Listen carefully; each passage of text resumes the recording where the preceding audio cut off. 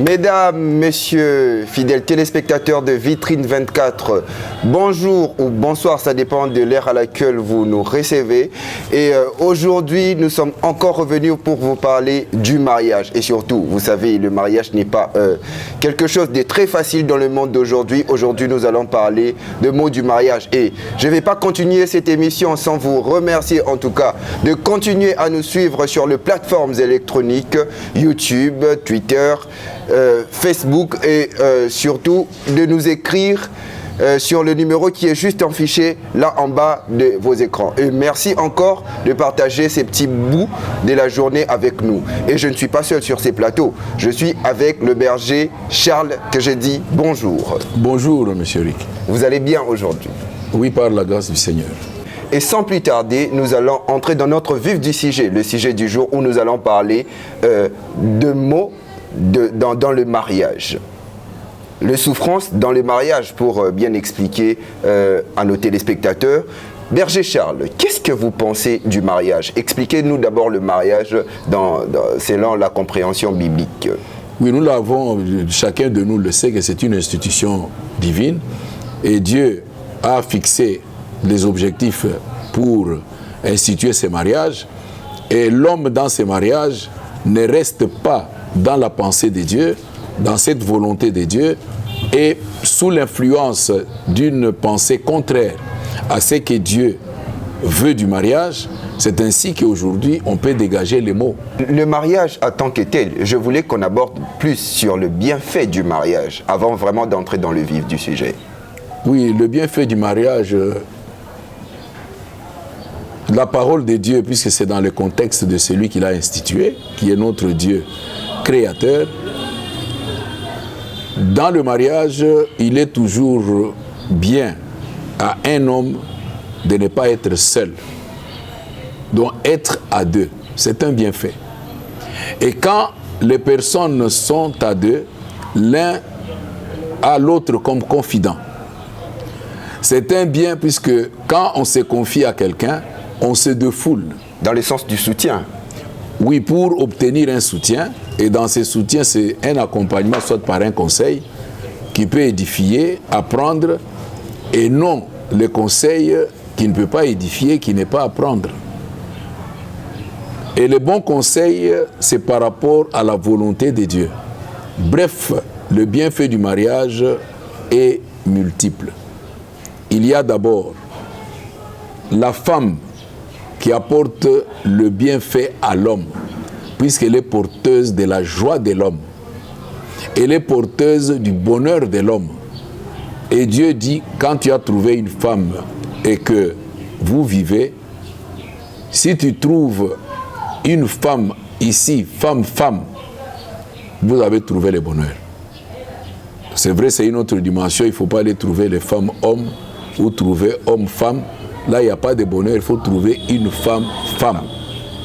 C'est là où on trouve le bonheur. Et dans le bonheur est pluriel. Et dans ce bonheur-là, c'est là où on découvre chacun dans son cadre, chacun dans sa vie, chacun à l'âge de son mariage, divers bienfaits. Et le mariage n'est pas quelque chose de mauvais, c'est une très très bonne chose. En tout cas, entrons dans le vif, parce qu'aujourd'hui nous parlons plus de mots. Vous avez ici signifié que voilà, le mariage est une source de... pardon. Une source. Une source. Et source. Oui. Ok, il y a une source. Voilà le mariage. Le mariage. Et source. Ok, vas-y. C'est pas grave. On y va. Voilà, comme vous l'avez si bien ici, moi par ma compréhension, et je pense que pour nos téléspectateurs aussi, j'ai eu à comprendre que vous avez parlé plus de joie et de soutien dans les mariages. Mais malgré que le mariage puisse être source de bonheur, de joie et de soutien, mais dans d'autres cas, ça reste toujours une source plutôt, excusez-moi, de problèmes.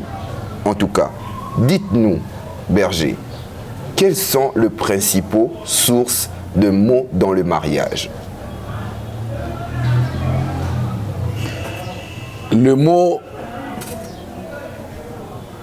principal dans le mariage, la première des choses, c'est que les gens se marient sans savoir pourquoi ils se marient.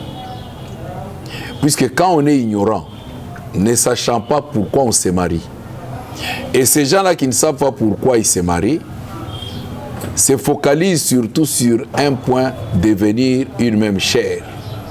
Or, la chair a ses désirs. Et ils ne réfléchissent pas au-delà de la chair pour se dire, après que la chair soit satisfaite, au-delà de la chair, qu'est-ce qui m'attend dans le mariage? Et c'est là où la difficulté, ce n'est pas de devenir une seule chair, c'est de devenir un seul être et un même corps. L'homme trouve en la femme idéale de ses idées, la femme trouve dans l'homme idéal. Et puisqu'il y a un effort à fournir, et si au départ, ou dans les 4 premières années des mariages, l'homme et la femme, attirés par le plaisir charnel, ne découvrent pas qu'il y a un travail à faire tout au départ, dans l'objectif de corriger les erreurs, de rectifier les fautes, pour que les deux soient formés à une vie juste, pour que le mariage soit sain et juste. Alors ce qui se passe, c'est que l'homme et la femme ne savent pas que dans les premières 3 années ou 4 années, il faut passer par l'adaptation d'abord. Adapter les vaines manières de vivre de l'un ou de l'autre, adapter les bonnes manières de vivre les uns et les autres, et le bien dans l'un doit profiter à l'autre. Le mal est à rejeter par l'autre. Harmoniser, passer par l'étape de l'harmonisation. Et quand on harmonise, on définit une manière de vivre entre deux personnes. Vous venez tout à l'heure de soulever quelque chose avant que vous puissiez continuer, excusez-moi, quelque chose de très important. C'est d'ailleurs une question que la plupart des mariés ne se posent pas aujourd'hui parce que nous voyons les gens par l'influence du monde se marier. Dites-nous, berger, pourquoi on se marie? Mais puisque c'est un besoin de tout homme pour avoir un semblable avec lui. Ça se limite qu'à ça, qu'à un besoin, sans approfondir et voir vraiment... oui, quand on parle du besoin, le besoin est pluriel. Le besoin d'un confident, le besoin d'un accompagnateur, le besoin de celui qui peut arriver à être l'aide de l'un ou de l'autre. Donc le besoin de la vie font que l'homme a besoin de l'autre qui lui est plus proche, qui est semblable à lui, qui est un autre lui-même. Et c'est ce besoin-là qui est vraiment, qui va dans tous les sens et qu'on ne peut pas arriver à aborder point par point puisque ce sont des détails. Et le besoin, chacun ressent le besoin, du moins dans la mesure de ce qu'il veut obtenir. Et voilà, dans cette diversité, nous parlons simplement du besoin. Et le besoin là, c'est pour la satisfaction de l'homme. Il suffit d'une satisfaction quelconque, du désir de l'homme, ou de ce que Dieu a déjà instruit depuis... Puisque l'homme est créé en 3, du moins pour ceux-là qui croient en la Trinité. Il y a la chair, il y a l'âme et il y a l'esprit. Et quand je parle de besoin, il y a le besoin de la chair, il y a le besoin de l'âme, il y a le besoin de l'esprit. Et le mariage est catégorisé dans quoi? Dans tous les 3? Non, le mariage, c'est cette union, ces besoins, ces désirs d'être avec l'autre, et l'autre est en 3, comme l'homme aussi est en 3, et de ces 3-là, il faut maintenant adapter la chair, le désir de la chair, la volonté de la chair de l'un par rapport à l'autre, de l'âme de l'un par rapport à l'autre, de l'esprit de l'un par rapport à l'autre. Et après l'adaptation, il y a l'harmonisation. Dans l'harmonisation, c'est enlever le mal et retenir ce qui est bien dans l'un ou dans l'autre pour maintenant trouver dans le vivre ensemble. S'il ne s'agissait que de ça, au lieu de se marier, les gens pouvaient se contenter de vivre ensemble sans pour autant partir sur cette voie. Vivre ensemble, qu'est-ce que vous voulez dire? Cohabiter. On ne parle pas de mariage. Parce que quand on parle du mariage, il y a toute une loi du mariage. Dans la loi du mariage, il y a les règles et il y a les prescriptions pour arriver à un mariage. Mais quand on parle de dire cohabiter, tout ça, c'est que nous sommes en dehors du mariage. Non, je reviens juste pour essayer un peu, voilà, de sortir quelque chose dans tous les trois choses que vous venez de citer tout à l'heure. Allez-y, je vous écoute. Ouais, c'est ce que j'ai dit. Voilà, cohabiter ensemble, ça peut s'avérer aussi être quelque chose qui leur épargnerait de prendre cet engagement ou cette voie. Non, on ne peut pas parler mariage au moment où c'est en dehors des lois, des règles qui sont prescrites pour le mariage. On ne parlera pas mariage, parler de fréquentation, de connaissances, c'est pas moi, des amis, mais si on parle du mariage, il faut d'abord obéir, respecter et honorer la loi du mariage pour constater que les gens se sont mariés. Et en dehors de ces règles, de ces prescrits du mariage, on ne peut pas parler du mariage. La cohabitation n'est pas un mariage. Les amitiés n'est pas un mariage. Comme on l'a dit à Katovanda, ce n'est pas un mariage. Voilà, nous devons d'abord bien comprendre, situer le terme dans son contexte pour savoir de quoi nous parlons. Et aujourd'hui, dans le monde, nous voyons, il y a, surtout par rapport à l'évolution technologique, je précise pour ne pas citer autre chose, nous voyons plusieurs types de mariages. Nous, d'ailleurs, on mentionne qu'aujourd'hui, il y a le mariage par le biais, le mariage en ligne. Donc le mariage des réseaux, sans d'abord compter que les gens peuvent se rencontrer sur les réseaux sociaux ou quoi que ce soit. Mais les gens se marient en ligne. C'est-à-dire, vous ne vous déplacez pas, vous êtes où vous êtes, vous créez par exemple votre avatar et vous rencontrez une personne, vous vous mariez en ligne. Ça, est-ce que vraiment ce sont des choses normales? Bon, cela m'amène à parler du mariage dans notre contexte.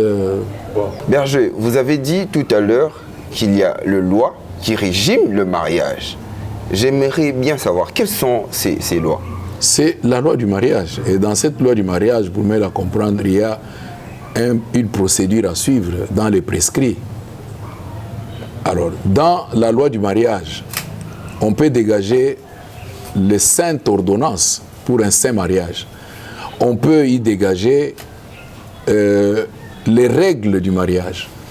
Et dans la réglementation, je préfère rentrer dans le contexte biblique, puisque tout ce qui est en dehors de ce qui est biblique est en dehors de la pensée de celui qui a institué le mariage. Et nous voyons comment le mariage doit être chrétien, donc dans la volonté de Dieu. Il y a d'abord rencontre, et cette rencontre-là, quand nous rentrons dans le contexte biblique, la rencontre surtout qui a amené les gens au mariage, c'est autour du puits. Moïse, c'est autour du puits qu'il a croisé Séphora. Jacob, c'est autour du puits qu'il a croisé Rachel et Léa. Et il y a tant d'exemples. Et que signifie ce puits? Ce puits peut être une famille, par la fréquentation d'une famille, quelqu'un peut voir. Puisque dans cette notion du mariage, il y a des gens qui y vont avec le cœur et ceux qui y vont avec les yeux. Mais en réalité, il faut d'abord voir d'abord. Et quand on voit, le cœur va venir après. Et ici, il faut être autour d'un puits pour voir. Dans le contexte biblique, ces puits, je voulais dire, c'est soit une famille que l'on fréquente, par les amitiés qu'on sort, c'est soit l'école dans un parcours, c'est soit une église par la fréquentation de ces lieux qui est appelé puits, c'est soit au travail. Et en dehors de cela, bon, il y a aussi les puits, entre guillemets, qui sont les bars, le puits qui est la rue. Mais ici, nous parlons des puits selon la parole. Après qu'il y ait cette rencontre, c'est l'homme qui va vers la femme. Et ce n'est pas la femme qui va vers l'homme. C'est ainsi que la femme n'a pas la décision. Oui, Rebecca, c'est autour d'un puits. Et après avoir croisé, même les gens parlent de mariage par commission. Mais Eliezer, Isaac n'était pas là. C'est Eliezer qui a vu étant conduit par l'esprit. Donc Eliezer est commissionnaire. Ici, Eliezer est simplement le signe, puisqu'ici, dans le cadre de ces mariages... Mais c'est courant aujourd'hui. Il y a des mariages de commission, mais on le refuse carrément. On va y arriver. Pour moi, ce ne sont pas de mauvais mariages quand nous rentrons dans notre culture. Et surtout la culture bantou. Et aujourd'hui, tout ce que nous voyons aujourd'hui, c'est les mariages selon les déracinés. Les gens qui ont embrassé d'autres cultures, je ne sais pas si c'est par la faiblesse ou par les influences. Donc on peut dire que le vrai mariage n'existe plus. Que je termine d'abord.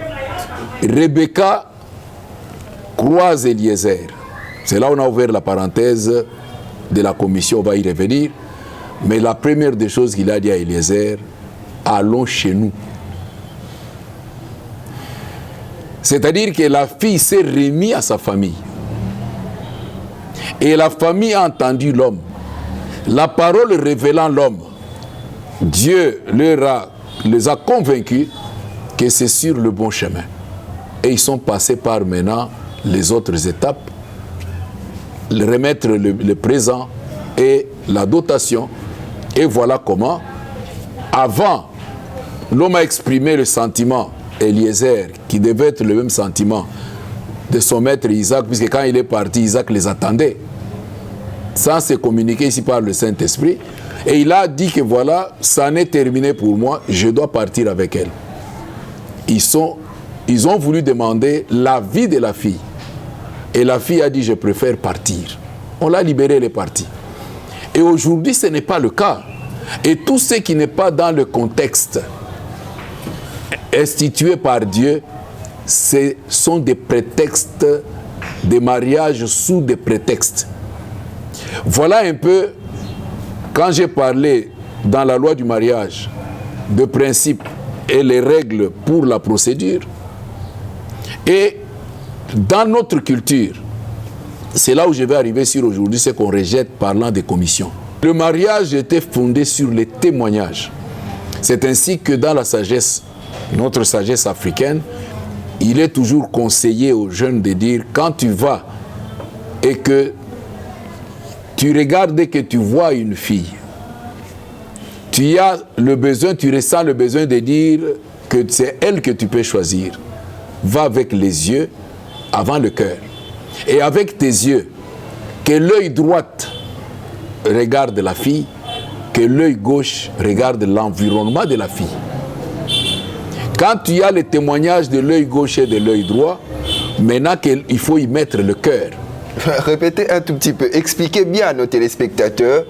L'œil gauche regarde. L'œil gauche regarde l'entourage. L'entourage qui de la fille.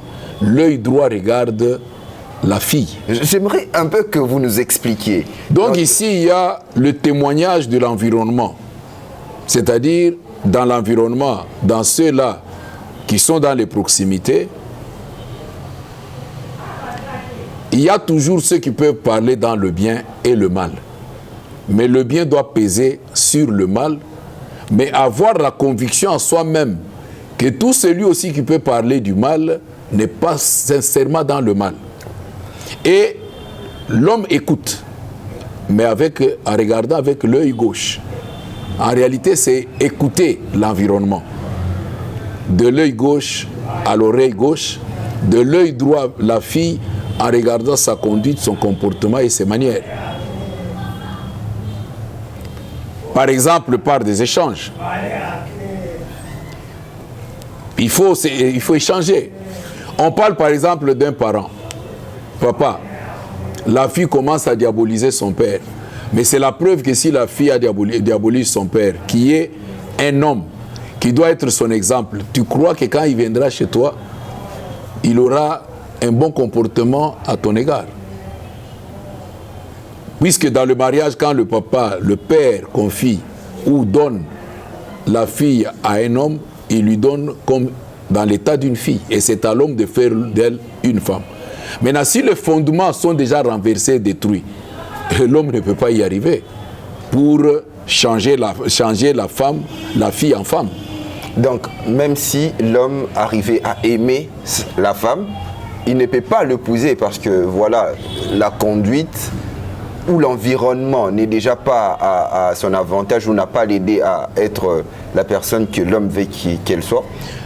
Mais quand on constate dans le mariage, vous verrez dans le langage courant, on nous dit dans la sagesse, je reviens sur notre sagesse qui est très édifiante, que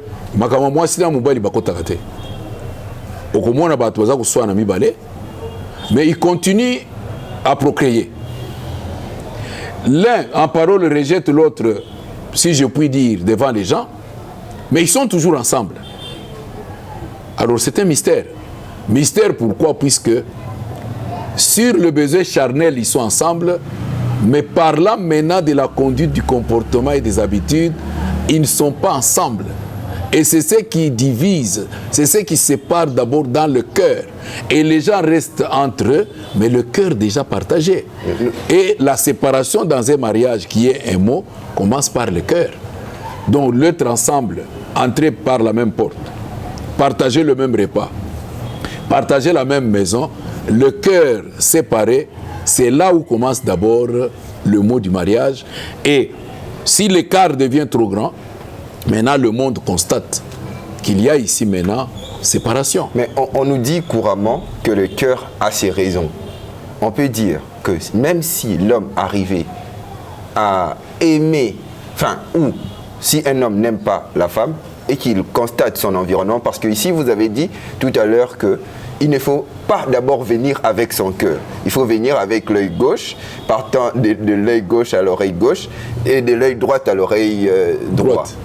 Donc, même si l'homme arrivait à constater cela et que son entourage et puis tout ça était bien, mais il n'arrivait pas à aimer la femme, il peut l'épouser quand même. Mais j'ai dit le cœur, l'amour, même le Saint-Esprit, quand il vient dans le cœur de quelqu'un, il lui transmet l'amour. Et quand l'homme arrive à être convaincu, maintenant il doit s'exercer à cet amour. Et l'amour est comme une plante, on met une graine, on l'arrose, il faut arriver à nettoyer autour de l'arbre et voir l'arbre grandir en s'épanouissant avec des feuilles verdoyantes. Et c'est un effort à faire. Et dans cet effort, c'est là où tout part par la chair, mais il faut devenir un seul être, un même corps.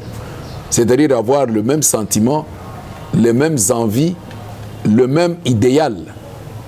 Et c'est là où il y a la difficulté par la conduite, les manières, le comportement et les agissements à travers le temps. Et les mots, c'est à ce niveau-là. Par la chair, les gens se mettent ensemble, bien que le cœur est séparé. Les autres aussi, ils ne parviennent pas à persister pour le vivre ensemble à ce niveau-là. Les autres vont dans les fidélités, les autres dans les adultères. Et être dans un foyer, c'est juste maintenant pour un honneur, mais un honneur qui n'est pas honorable. Voilà les différents mots que nous vivions. Tout part du fait que les hommes et les femmes n'adaptent pas, ne s'adaptent pas, n'harmonisent pas, n'accordent pas l'harmonie. Ce qui est harmonisé par rapport à ce qu'il faut adapter pour passer par l'apprentissage, par essai-erreur, la maîtrise et perfectionner le lien du mariage. Nous allons revenir un peu là où vous avez parlé des rencontres, où vous avez cité le puits qui nous conduit au mariage. Le puits que vous avez cité, ce sont le puits que nous devrions prendre en compte pour avoir un mariage biblique. Oui, puisque ce puits-là, c'est par habitude. On a vu Moïse, il a d'abord secouru en tenant compte des faiblesses de la femme pour ses travaux durs. Et je crois que dans la femme, il a vu que non, le mari, mon regard peut être tourné sur cet homme puisque il peut me soutenir. Et il a accepté de faire ce travail sans intérêt. Il n'est pas allé dans dire que non, Sephora, viens un peu, passe de ses côtés ici avant qu'on aille chez ton père. Il est allé directement chez son père. Donc aujourd'hui, dans la jeunesse, chercher à se découvrir avant d'aller chez les parents, et c'était mal. Jacob, la même chose. Et surtout pour Jacob, on donne le temps. Jacob a mis 7 ans pour entrer dans le mariage en étant au service, pour prouver au père que je peux être l'espérance, l'espoir de la fille peut être sur moi. Et puisque, ça c'est une autre notion allégorique, parlons de 7 ans, et pendant ces 7 ans, mais Jacob n'est pas allé dans la logique qu'il y a aujourd'hui de dire non, on va dans une fête et puis on passe à côté, on s'accouple avant même le mariage. Toutes ces histoires-là, ce sont les mots et c'est le désordre. Voilà un peu ce que nous pouvons dire par rapport aux mots qui sont aussi très larges. Et aujourd'hui, dans notre société, nous voyons beaucoup de choses. Des rencontres, d'ailleurs, vous nous avez cité depuis ici, mais les gens se rencontrent sur des réseaux sociaux, sur Facebook généralement, surtout au Congo ici. Et ailleurs, même en Europe, il y a des sites de rencontres où voilà, tu affiches ta photo, tu écris ta description, tu écris aussi ce que tu veux par rapport à la femme que tu veux. Et il y a des gens qui suivent. Voilà, vous faites les trucs de compatibilité. Je ne sais vraiment pas comment on appelle ça parce que voilà, on a vu, on parlait dans des réseaux sociaux. Et les gens arrivent à se marier comme ça. On peut dire aussi que c'est un puits. Et d'ailleurs, pour approfondir, il y a aussi un problème. Le mariage virtuel. Pour rester seulement sur les rencontres de réseaux sociaux. Où les gens se rencontrent en ligne. Ça, c'est pas sur les réseaux sociaux. Les Blancs ont créé un système où vous vous rencontrez en ligne, vous faites votre mariage en ligne et vous vivez en ligne. Vous êtes mariés, mais en ligne. Je crois qu'il y a cette notion de l'hypnose ou de l'hypnotisme où on travaille sur le mental des gens et le mental donne beaucoup des émotions au corps. Là n'est pas notre préoccupation, mais ce que je peux répondre d'emblée sur ce que vous avez posé comme question pour savoir si les réseaux sociaux ne peuvent pas être un puits à considérer, je crois qu'à la lumière de la parole, c'est en dehors du contexte du mariage. Ce sont les mariages sous prétexte.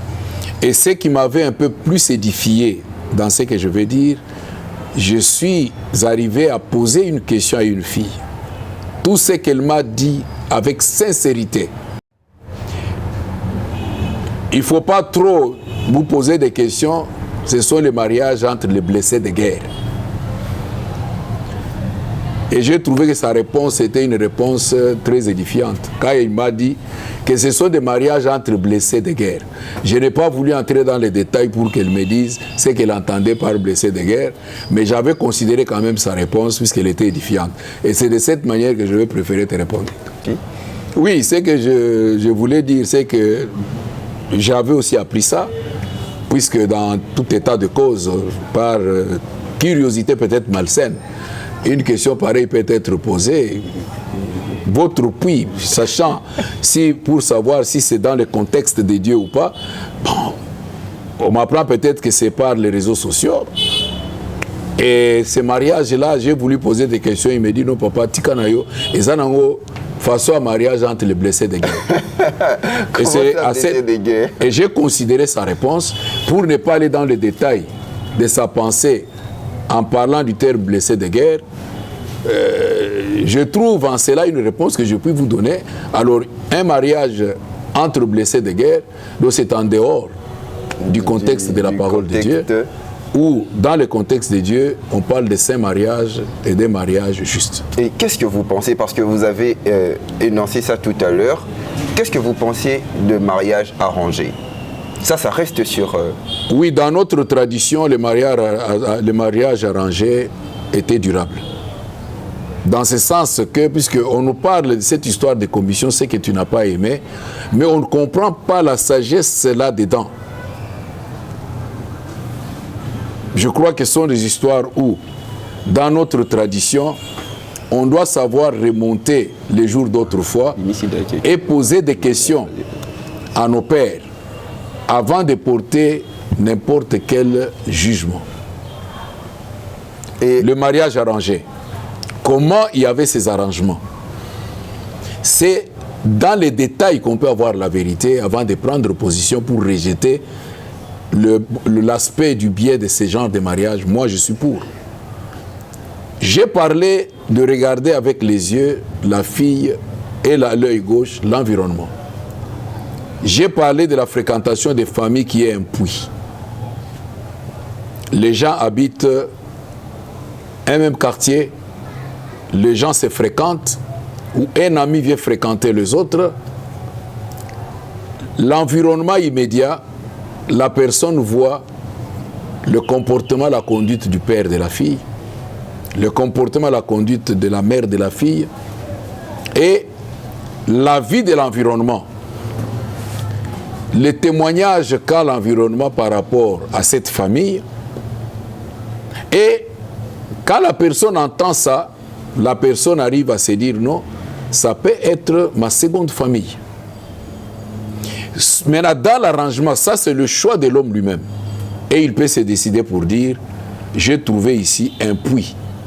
Et le puits où je peux trouver l'eau pour me désaltérer. Mais je pense qu'on ne parle pas vraiment de ça du tout. On parle de mariage arrangé dans le sens où... Je vais y arriver. L'arrangement, j'ai parlé de notre culture. Et dans un autre cas, ici, c'est d'abord le garçon, par la fréquentation, par lui-même. Il est convaincu, il dit, ça peut être une famille d'adoption. Et dans d'autres tribus, la fille, quand elle est sollicitée, on lui donne l'occasion d'aller dans la famille du garçon dans un délai bien court pour intégrer la famille et revenir soit avec une décision qui lui concerne, elle est convaincue que ça peut être une famille d'adoption ou pas. Et maintenant, j'arrive à l'arrangement, comment ces choses parfois se déroulaient. Le papa, la maman, ils trouvent que leur enfant est d'âge à se marier, qu'il n'est plus bon qu'il soit seul. Le papa s'entretient avec la maman pour dire l'enfant est d'âge à entrer dans la vie active. D'abord, il lui faut une femme. Et cette femme qui peut lui procurer le bonheur. La maman suggère et dit non, je connais une famille. Le papa va tirer attention sur cette famille. Et s'il y a dans le quartier, il y a une amitié, vous verrez ça, c'est ce que vous appelez aujourd'hui arrangement, mais c'était avec sagesse. Le garçon, dans une famille, la maman l'envoie toujours dans la famille de la fille pour dire, va, la maman a besoin de toi. Tu es le grand frère, va par exemple à l'école de cette fille. On te met devant cette responsabilité. Et quand tu arrives, la maman peut te dire, reste un peu papa, tu ne pars pas comme ça. C'est la même fille qui doit venir te servir. Et quand maintenant les parents constatent qu'il y a déjà un magnétisme entre vous, ils viennent maintenant proposer. Et à 90%, ça ne rate pas. Et vous verrez maintenant le papa dire à son fils, est-ce que dans cette famille-là que tu fais, toi, tu ne trouves pas une fille à marier?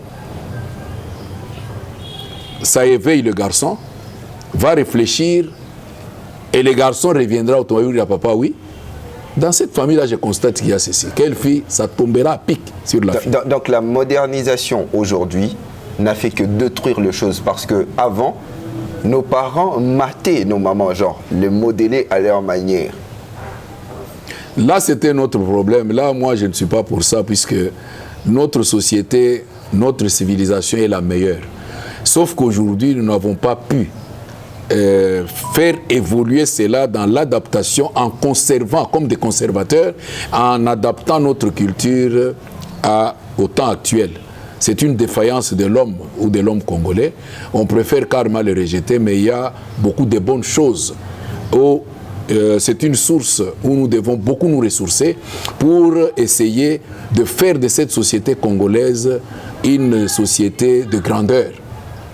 Et je voulais arriver à conclure que voilà, quand maintenant il y a ce magnétisme, maintenant le papa dit à sa femme,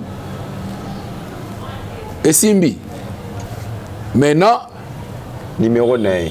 oui, et Simbi, maintenant, le garçon doit aller vers la fille. Et dans les discours, c'est-à-dire c'est ton grand frère de sang. Ce n'est pas ça. Et quand on quitte maintenant cela, le garçon parle à ses parents et les parents se préparent pour aller dans la famille de la fille. Et on pose la question à la fille. Bon, elle est dans sa logique puisque tout commence par Rosa Yaya Nangai. Or en réalité, Abraham était aussi les Yaya à Sarah, 10 ans de différence. Yaya Nangai. Il était aussi comme Yaya, mais comme son âme sœur. Ils sont arrivés au mariage. Et c'est ainsi que ce mariage-là est fondé sur les relations entre enfants et les relations entre familles. Et c'est comme ça que dans les traditions bantoues, le mariage, ce n'est pas une affaire d'un garçon et d'une fille, le mariage est une affaire de famille. Et puisque c'est une affaire de famille, vous entendrez que les gens dans le passé peuvent vous dire c'est une femme que mes parents m'ont donnée. Et je dois respecter, honorer mes parents. Et vous verrez que quand il y a un problème, le garçon aura difficile à argumenter chez ses parents et la fille aura difficile à argumenter chez ses parents puisque les deux familles sont amies. Et voilà ce qui perdurait ces mariages par le témoignage. Et aujourd'hui, dans le contexte de Dieu, c'est lui qui nous donne un bon témoignage, c'est le Saint-Esprit.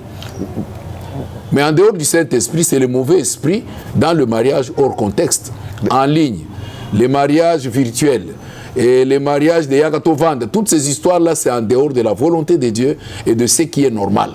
Berger, nous restons sur le mariage arrangé. Il y a quelque chose que dont vous n'avez pas parlé ici. Le mariage sur la compatibilité financière. Là, il y a un papa riche qui veut à tout prix que son enfant épouse aussi un garçon de la famille riche, de la même catégorie. Ou un papa pauvre qui envoie sa fille épouser un homme d'une famille riche seulement pour profiter de bien de cette famille. Tout cela est en dehors de la parole, puisque quand on a parlé de prescrits, nulle part Dieu a parlé des richesses en termes d'argent, mais de l'autre part, il y a une vérité qu'il faut relever là-dedans, quand on parle surtout de la compatibilité, puisque l'amour de l'argent est la source de tous les maux. Vous avez parlé de mots dans les mariages. Si on fonde le mariage sur l'amour de l'argent, on est hors contexte du mariage. Alors, mais dans un autre sens, s'il faut parler de la compatibilité elle-même, je crois qu'il faut parler de rang de naissance. Et dans les rangs de naissance, on voit par exemple la femme que Dieu a suscitée des côtes d'Adam, c'est celle-là, sa femme, issue de la chair, de l'âme. Il y a la femme selon, d'ici de la chair, il y a la femme selon Seth, la femme tirée de son être. Et il y a la femme selon Caïn, la femme tirée de son corps. Donc il y a ces trois catégories de la femme, et la femme de haute naissance. C'est celle... D'ailleurs, ça vous coupez la parole. Que je termine s'il vous plaît, mon frère. Je vais juste introduire un tout petit peu. Vous avez parlé des types de femmes ici. Et pour revenir à l'introduction, vous avez parlé qu'il y a des femmes hommes et des hommes-femmes. J'aimerais que vous puissiez aussi entrer là. On va y arriver, c'est une autre notion. Je parle du rang des naissances. Celles qui sont ici de Seth sont les femmes ou les filles de noble naissance. Il y a celles qui sont au rang d'Adam, qui sont d'un rang moyen, de la moyenne naissance, et il y a ceux qui sont dans l'ordre de naissance selon Caïn, qui sont de la basse naissance. Et c'est de là où il y a la compatibilité sur le plan spirituel.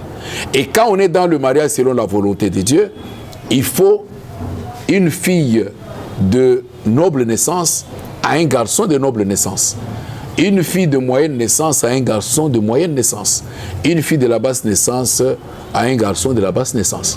Mais quand il y a maintenant les fondements qui sont renversés, un garçon de la haute naissance qui prend la fille de la basse naissance, ce qui est dans un puits attire toujours ce qui est haut vers le bas.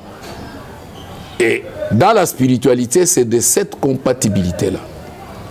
Et pour parler des hommes-femmes et des femmes-hommes, je crois que Dieu, le Créateur, dans la notion du mariage, il y a la notion qu'on parle de l'âme sœur. La femme qui est tirée de l'homme. C'est celle-là sa femme. C'est ainsi que la femme, ça semblerait troubler les gens. Dieu a-t-il créé de ses propres mains combien d'hommes, ici en majuscule? Il a créé Adam d'avec ses propres mains, et de la côte d'Adam, il a tiré la femme et il l'a façonnée. Caïn est né d'hommes et de femmes par le lien de la procréation. Maintenant, de Caïn, Dieu a tiré sa femme et il a suscité la femme à Caïn. Et de Seth, la même chose. Donc, Dieu a créé Adam, Ève, la femme de Seth et la femme de Caïn. Et ici, tout à l'heure, pour revenir un tout petit peu, vous avez parlé du tranche d'âge entre Abraham et Sarah. Mais on voit aujourd'hui, il y a des mariages où les tranches d'âge sont énormes. Disons, le papa prend son ami pour épouser sa fille. Et dernièrement, dans l'émission précédente, vous avez dit ici, quand on parlait en lingala d'ailleurs, que ce que moni bolumbu ya mutu o azana âge ya tata na yo, c'est que azana bilakeli mabe. Et ces genres de mariage, c'est aussi accepté par la Bible, les tranches d'âge énormes. Mais ici, vous allez dans les tranches d'âge énormes, on a parlé du cycle qui est biblique. La différence tolérable, c'est la dizaine. Puisqu'Abraham, qui est le père dans la foi, à l'exemple de son mariage, lui avait 10 ans de plus que Sarah. Et en réalité, c'est un cycle solaire. Mais quand la différence est au-delà de la dizaine, je crois la dizaine, quand on parle de 10, on va vers 15, 16, 17, 19, ça peut être le maximum puisque c'est dans la dizaine. Et quand on aborde 20 au-delà, ça devient anormal. Ça devient anormal. Puisque quelqu'un qui a l'âge de 20 ans, l'enfant de sa génération dans son cycle a 10 ans. Et celui qui a 30 ans et l'enfant qui n'est pas dans son cycle de 10 ans a 10 ans. Un garçon de 20 ans, si il est en pleine volupté, mais peut mettre au monde un enfant. Et cet enfant ne peut pas être à l'âge de ses papas-là pour voir sa nudité. Donc cela est limité quand on a parlé de 10 ans, c'est en termes d'un cycle solaire et qui part de 10 vers 20 ans. Et voilà la limite, puisqu'il y a toute chose à une limite. Et un papa avec qui a une différence de 25 ans, 30 ans, 40 ans, c'est là où nous parlons de la malédiction. De la malédiction. Mais aussi, il y a un problème aujourd'hui dans le mariage, un problème grave. Les finances. Ça crée vraiment... on voit même des couples divorcés. Pourquoi? Parce qu'ils n'ont pas ils n'ont pas dès le départ parlé de leur vision sur le plan financier. Et est-ce que pour épouser une personne, il faut avoir une même vision sur le plan financier avec... Bon, quand on rentre dans le contexte biblique, je reviens toujours là-dedans, le mariage comme une institution divine, je ne vois pas le critère finance là-dedans. Caïn est allé au plus loin, loin de ses pères. Il s'est d'abord plaint pour dire, mais là je vais souffrir. La première des choses que Dieu lui a suscité, c'était la femme, donc le mariage. La deuxième des choses, la procréation. Et puis Caïn a commencé à cultiver et puis il a commencé à bâtir. Alors, à prendre cet exemple-là aujourd'hui, moi je ne vois aucun aspect biblique qui parle des finances. Un mariage, c'est un engagement dans le vivre ensemble et à deux pour bâtir une vie. Et de cette vie qui est bâtie, jaillira le bonheur. Et le bonheur produira les finances pour le bien-être à deux. Donc le finance ne doit pas être un Ce n'est pas un critère dans la volonté de celui qui a institué le mariage. Et aujourd'hui, enfin, nous voyons dans les autres religions surtout, où il est permis d'avoir 2 femmes ou au-delà.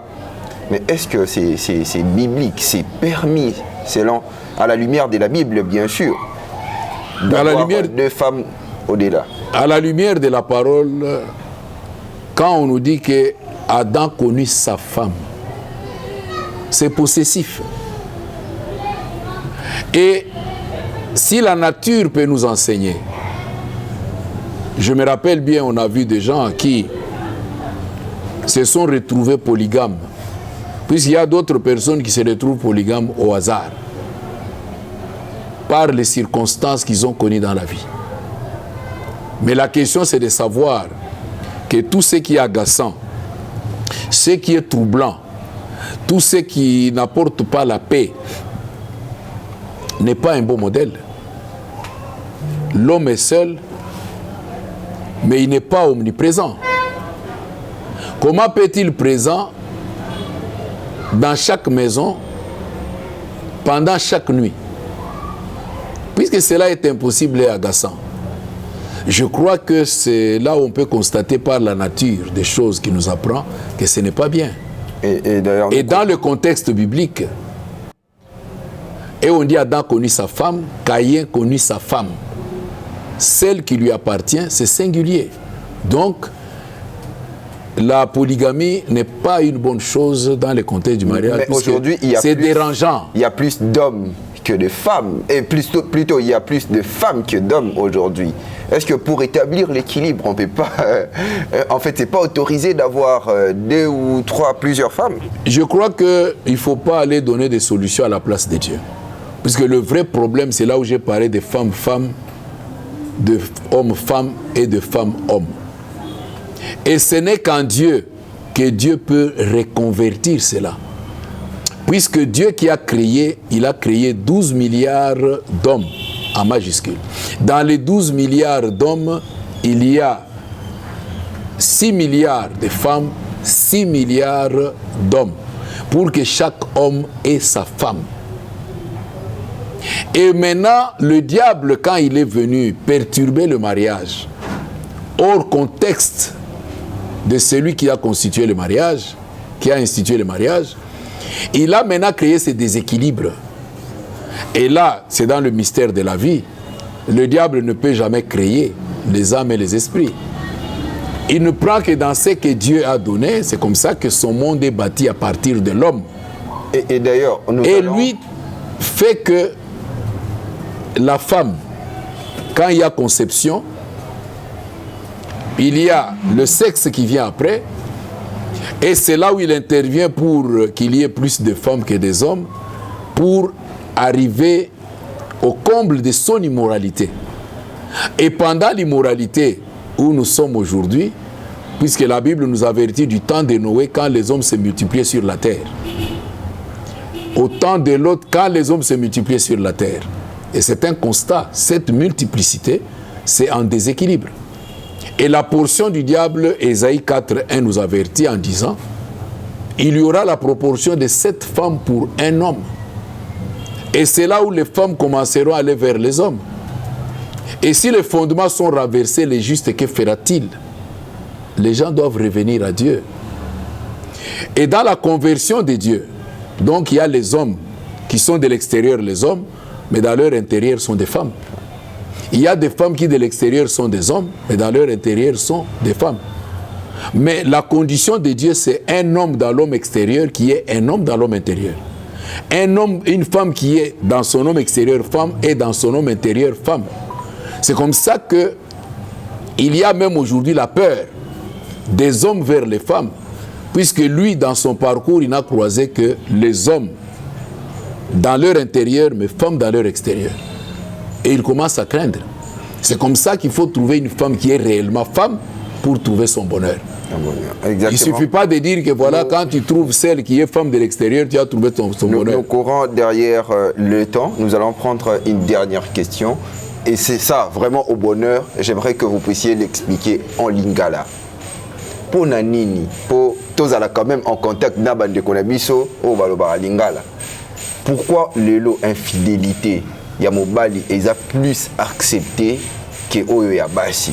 Parce que dans les cas tout le monde ango naturellement na mabala ceux qui moi si a remarqué tromperie agisaka vraiment na force à cause ça la sagesse à cause à la patience à cause pardonner facilement mais mobali ceux qui a remarqué infidélité aboyaka moi si wana mbala moko na banza ceux qui na contexte nous c'est d'abord rentrer au commencement et ceux qui ont une notion il y a Matthieu 19 en réalité l'homme dans le mariage a une condition.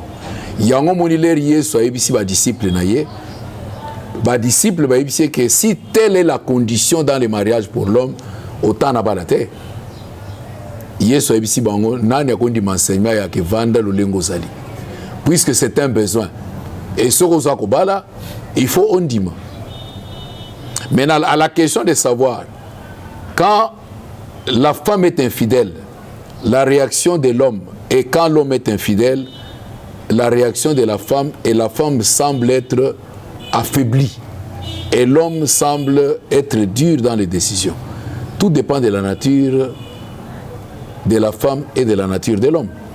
Et si le regard de la femme doit être tourné vers l'homme, et que la femme est la consolation, la femme assure la joie et le bonheur de l'homme, et ceux qui ont l'union soit n'est pas yekomaka, ils ont toujours yakeno nzungu akalababwa kaka babosa na bakote. Alors les hommes peuvent aller comme Salomon quand ils ont des illusions dans leur tête pour rechercher la femme qu'il lui faut, la femme de son idéal, et cet homme-là va se retrouver comme Salomon, il s'est retrouvé parmi 1000 femmes. Et de même aussi les femmes aujourd'hui qui croient qu'ils peuvent aller à la recherche dans le principe où l'évangile qui cherche trouve. Elle va se retrouver au milieu de plusieurs hommes sans pour autant trouver l'homme de ses idées. C'est une faiblesse. Et dans cette histoire de l'infidélité, Dieu, dans un sens ou dans un autre, en Christ, il n'y a ni homme ni femme. Et Dieu a créé toutes choses dans la pensée de l'équilibre. Autant la femme doit être fidèle. Ici, la fidélité, ce n'est pas en allant vers notre femme, fidèle à son engagement. Et surtout, l'homme, c'est lui qui a quitté pour aller vers la femme. Et je crois que dans un sens spirituel, l'homme a une lourde responsabilité et une forte condamnation devant Dieu.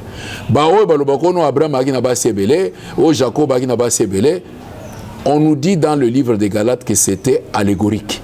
Mais l'ère et à jugement, permis dans la Bible, on appellera Abraham pour lui dire, toi, cet homme dit qu'il t'a suivi puisque toi tu avais marié plusieurs femmes. Et je crois Abraham, à ce que je vois, lui posera la question, est-ce qu'il y a le Christ qui est allé à la croix pour lui? Est-ce que moi je suis allé à la croix pour lui? Si la question c'est non, alors pourquoi il doit suivre mon exemple au lieu de suivre l'exemple de Christ? Donc nous devrons suivre notre exemple qui est Christ. C'est avec ces mots, mesdames et messieurs, que nous mettons un terme à ces magazines Coup d'éclat, et je vous remercie en tout cas de nous avoir suivis et de passer ces petits bouts de moments de la journée avec nous. Je remercie l'équipe technique, le président Christian Odia, avec le travail acharné qu'il fournit en tout cas pour nous rendre des si beaux, des belles images en tout cas, et je remercie surtout notre invité Berger Charles. En tout cas, merci d'être encore passé une fois de plus sur ces plateaux. C'est moi qui vous remercie, monsieur Eric. Voilà, et merci, fidèles téléspectateurs, de continuer en tout cas massivement à vous abonner, surtout sur notre chaîne YouTube, sur nos différentes plateformes électroniques. Moi, je vous dis à la prochaine pour un autre numéro. Merci. La vitrine, votre média qui vous édifie, vous enseigne, partage avec vous les pensées et vous accompagne dans votre croissance spirituelle.